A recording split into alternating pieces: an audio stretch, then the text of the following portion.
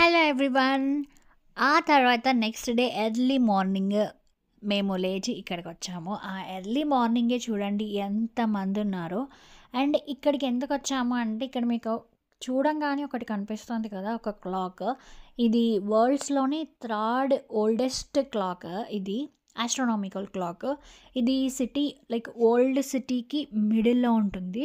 ఈ క్లాక్‌కి చాలా స్పెషాలిటీస్ ఉన్నాయి. లైక్ దాని మీద ఉన్న చిన్న చిన్న బొమ్మలున్నాయి కదా!